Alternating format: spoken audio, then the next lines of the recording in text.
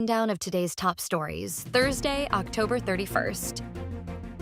Super Typhoon Leyon weakens, but signal number 3 still up in Batanes. Super Typhoon Leyon has been downgraded to a typhoon as it weakens while moving toward Taiwan, said the Philippine Atmospheric, Geophysical, and Astronomical Services Administration in its 11 a.m. bulletin on Thursday, October 31st.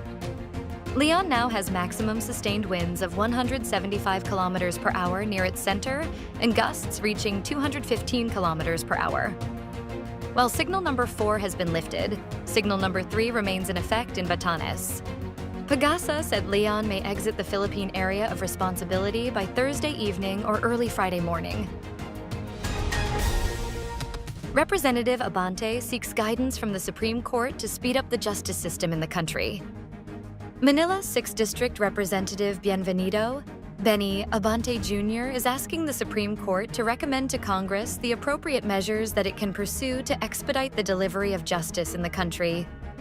Abante, chairman of the House Committee on Human Rights, points out that the Philippines is experiencing a collective national amnesia in seeking justice due to the persisting delays and inefficiency in the justice system. With the upcoming undas, Abante reminded the public to offer prayers for comfort and justice for the families of hazing victims, whose cases have not yet resulted in the final conviction of their murderers.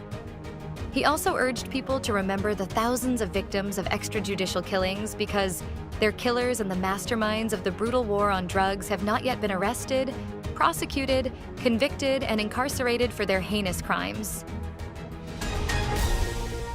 Representative Dan Fernandez hit Senate for tolerating Duterte's foul language.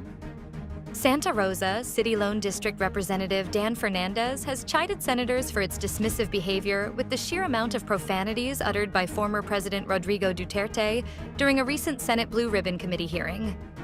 It's embarrassing. Not one made a stand to delete or remove it from the Senate's records? An incredulous Fernandez said.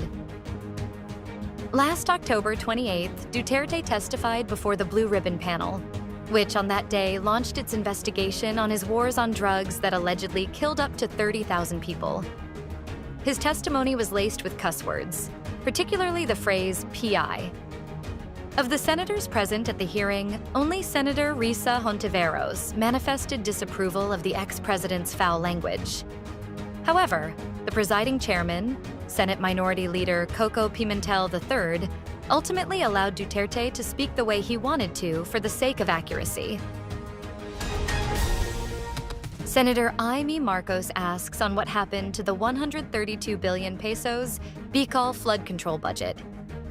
Senator Imee Marcos on Thursday, October 31st, questioned the continuing severe flooding in the Bicol region, as she questioned how the 132 billion pesos allocation for its flood control project since 2018 was utilized. Senator Marcos noted that under the 2024 General Appropriations Act, Bicol received 31.94 billion pesos for this year alone, bringing the 6-year total budget to nearly 133 billion pesos. Of this amount, 86.6 billion pesos was allocated in the past 2 years. The senator said she will ask government agencies, particularly the Department of Public Works and Highways, to provide a full accounting of the funds and progress of these projects in the upcoming Senate deliberations into the proposed 2025 national budget, which will start next week. North Korea launches long-range missile designed to hit the United States that may be a new, more mobile weapon. North Korea launched an intercontinental ballistic missile for the first time in almost a year Thursday, in a test of what may be a new, more agile weapon targeting the mainland U.S., its neighbor countries said. The launch came as Washington warned that North Korean troops in Russian uniforms are heading toward Ukraine, likely to augment Russian forces and join the war. It also was likely meant to grab American attention days ahead of the U.S. election. South Korea's Joint Chiefs of Staff said North Korea could have tested a new, solid-fueled long-range ballistic missile. Missiles with built-in solid propellants are easier to move and hide and can be launched quicker than liquid propellant weapons. The Development Bank of the Philippines partakes in the Manila Bulletin Sustainability Forum 2024.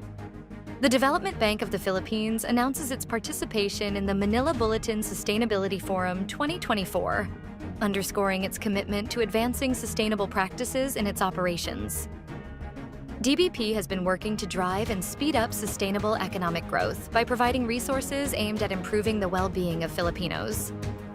The bank aligns with the national government's efforts to strengthen and build a more resilient Philippine economy by promoting financial inclusion and sustainable infrastructure development. David Charlton, founder of David Salon, passes away at 69. Celebrity hairdresser David Charlton, best known for his beauty salon chain David Salon, has passed away at the age of 69. The news was confirmed through the salon's official social media page. Details about David's cause of death were not disclosed. David has become one of the pioneers of beauty salons in the Philippines. Bringing affordable prices and excellent customer service, the salon has expanded to several locations in the country. Stay updated with the latest news. Visit our website at www.mb.com.ph or follow us on social media. Thanks for tuning in to the Manila Bulletin Daily Rundown.